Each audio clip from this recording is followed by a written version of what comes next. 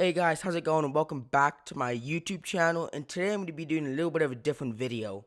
I'm actually going to be showing you how to raise a 40-foot flagpole. What I mean is how to put it together and how to put it up. I'm making this video because my dad actually said that there was almost no videos about this on YouTube, and the ones that there were, they were like confusing or there was no information. So yeah, that's why I'm making this video, so let's get into it. The step one, or first step, whatever you want to call it, is to gather your materials that you're actually going to need. These are the materials you're going to need. First, you're going to want to make this thing right here. We bought our flagpole from Flagpole USA, and I think it was around $1,600. And we had to build this. Look in the instruction manual to teach you how to build this. Pretty self-explanatory. So yeah, the next thing you're going to want to get is some concrete. We got, I think, around 18, 19 bags of concrete. So yeah, make sure to get a couple extra bags of concrete, like however many it tells you to get a couple extra just in case. So yeah, these are the things you're gonna need. You're gonna need a 40mm socket and a 40mm wrench, a concrete mixer, which is optional. You could just do it by hand in like a wheel ball, like a 5-gallon bucket. A Bobcat excavator. We have a Bobcat E55 excavator. It's much easier to dig the hole that I'm going to be showing you guys here in a minute with an excavator. But if you don't have one, you can do it by hand with post hole diggers, shovels, whatever. A chainsaw, which is optional. That's just to cut the pipe. As you see right here, we have ourselves a pipe, and the exact size of it, it is 4 feet tall with a 16-inch diameter. Make sure to get one 4 feet tall with a 16-inch diameter. Because if you get like a smaller diameter, if you make it shorter, it's not going to be as strong and the thing won't fit into the pipe. So yeah, if you don't have a chainsaw to cut it, just find a different way, or you can go down to a pipe store and they'll probably cut it. They might charge you a couple bucks, but they will cut it for you. You're also going to need a razor blade knife, some screwdrivers. This isn't exactly like 100% like particular because you need different screwdrivers. It's not like a set amount.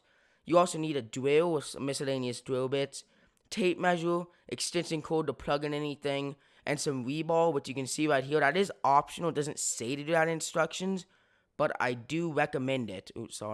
But I do recommend putting in rebar. It prevents it from cracking, all that kind of good stuff. Okay, step 2 is digging the hole. This is where your excavator or your shovels come in.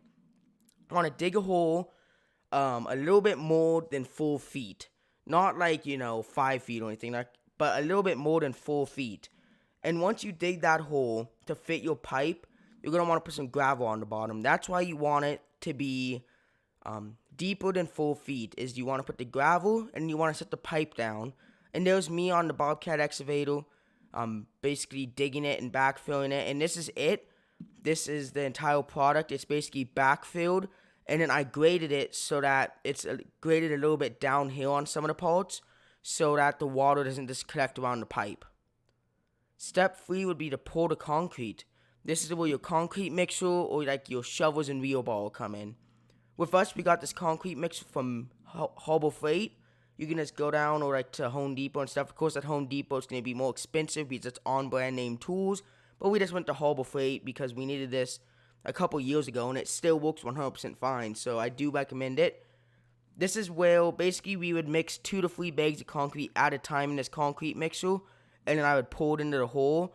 After we poured the first batch into the hole, my dad stuck 2 pieces of rebar on it, held it in place. I poured some more, and it kind of stayed there by itself. We kept pouring the concrete, and you want to make sure to pour the concrete almost to the top, but not 100% up to the top, but like right here where my pointer is, like almost 100% at the top. Next, step 4 is the flag base. This is what I'm talking about. This is the base, and when you put it together, it's going to tell you to put wooden crap in it because it doesn't matter if this part bends at all, if it gets dinged up right here, because you're going to be taking it off later on. And why I said not to fill the concrete all the way up was because when you put this in and jiggle it around, make it as level as you can, it's going to push up the concrete a little bit. So you don't want it to overspill a huge sum. So basically, you want to get this as even as possible and like as eyeball it straight, because in the next couple steps, you're going to be having to put up this flagpole, which you have to use these bolts if you don't have it level, and that just makes it a little bit more difficult. This is raising the flagpole. So this is me holding it showing that you just take this off before you do anything. So the concrete has to sit there and dry overnight before you can do this step, obviously. So let it dry for about a day, and then take this thing off.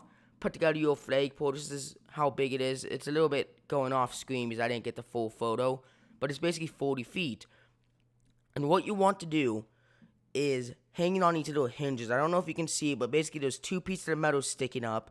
You stick the flagpole in, like kind of lock it in, and it creates like a hinge. And you put this little piece of metal that I have my laser on right now in to hold the flagpole in while it's hinging, and you hinge it up.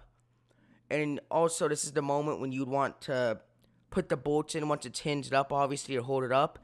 And then you want to put on your little thing that, I don't know what it's called exactly. I'm kind of spacing out. But you want to hang your thing to put the rope on.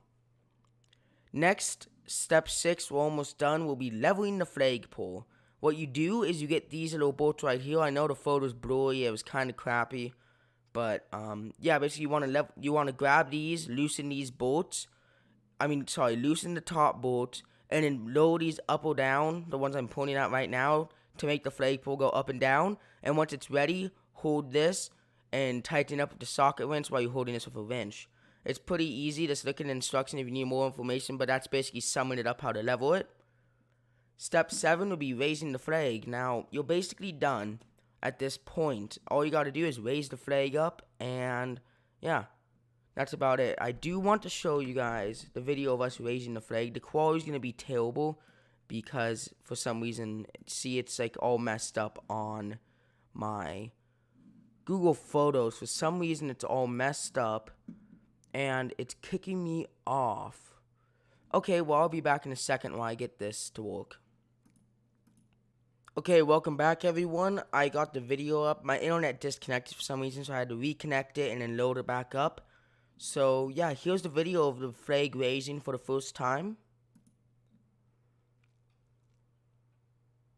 We do have an American flag and a Trump flag going up onto the flagpole. And yeah, my dad, I would not recommend using the plastic clips that come with the flagpoles. My dad, for I think $19, bought some brass connections for holding the flags in. The plastic ones are not going to last, especially for how big this flag is and how big the flagpole is. The wind is just going to rip those plastic ones within a matter of months.